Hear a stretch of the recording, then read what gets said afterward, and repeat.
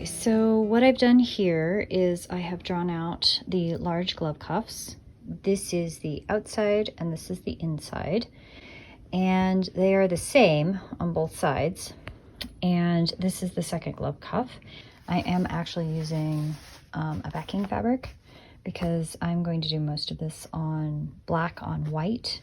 So I want to make sure that the black threads on the back don't show through on the white. So I've pinned this down. Now I'm going to use the sewing machine and I'm going to do a stitch all the way around. So instead of putting this on a scroll frame, because I really want to crank through this fast, and I'm just going to be using back stitch or chain stitch mostly on this, I'm just going to use a hoop. And I'm using a spring hoop because it's really easy to move around, and I'm not doing a lot of 3D embroidery, so I'm not worried about a hoop getting in the way of the embroidery.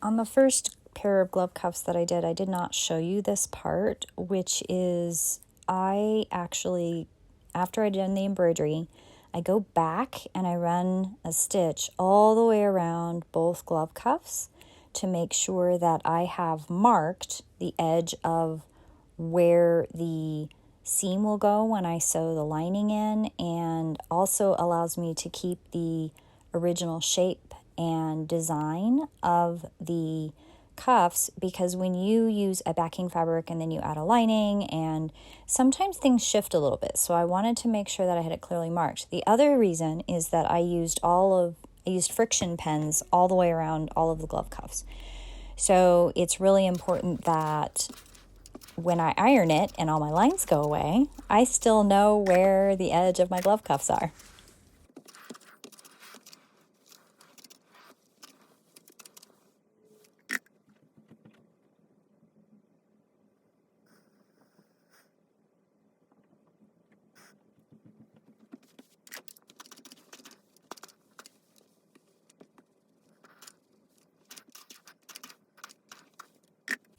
This is the part that can be a little controversial for some people.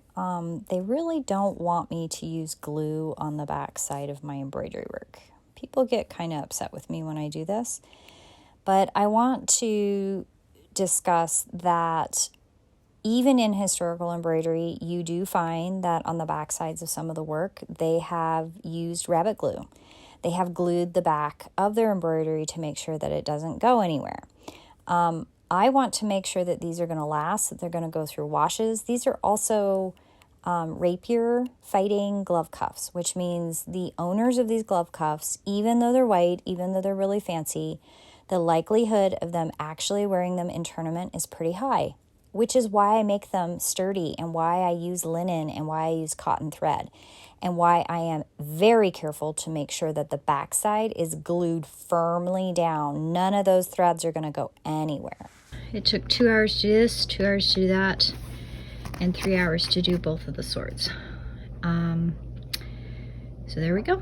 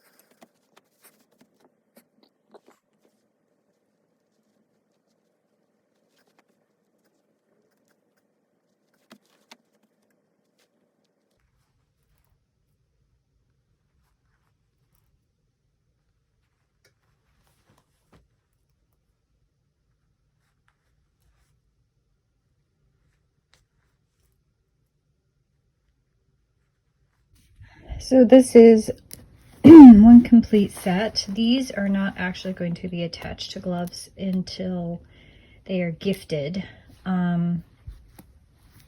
because I don't have gloves to put them on. But these are Master of Defense glove cuffs that are made for Conahar, and he's being elevated as an MOD or Master of Defense in the Kingdom of Artemisia here in 2023. So these are done. These are ready to be attached to gloves. And I did purple with some beads on them to give them a little bit of bling. And they'll be attached up here to gloves. When I'm going to gift these, and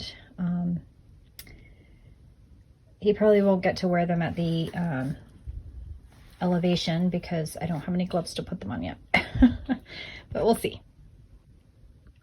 Okay, this is the second pair of glove cuffs. I did a lot of work off camera. I just kind of got on a roll and kept going. So this is one side, so the griffins, and they do face the same direction. I did not flip them. I could have, and I thought about it after I got them on there. I could have ironed it off because I did put them on with friction pen, and then I was like, no, I'm not gonna do that. I'm just gonna have them face the same direction. But this is the other side. So I did this pair with gold and silk, and these are amber beads. I'm pretty sure they're plastic amber. I don't think that they're real amber. I've been really careful with ironing on them because I didn't want to melt the beads by accident. And this pair, I put some lace on it. Now I still am in a flux because I don't know if I want to add lace at the top as well.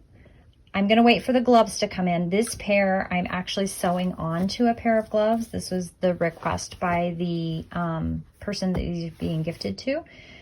So I don't know for sure whether or not I'm going to put lace at the top when I attach them to the gloves. So, and these are silver. I mean, not silver. These are gold with a little bit of a polyester silk blend with them to make the silk and the metal kind of go through the linen really well. So this is linen, ground cotton floss and metallic with a little bit of polyester. This is gold with silk and beads.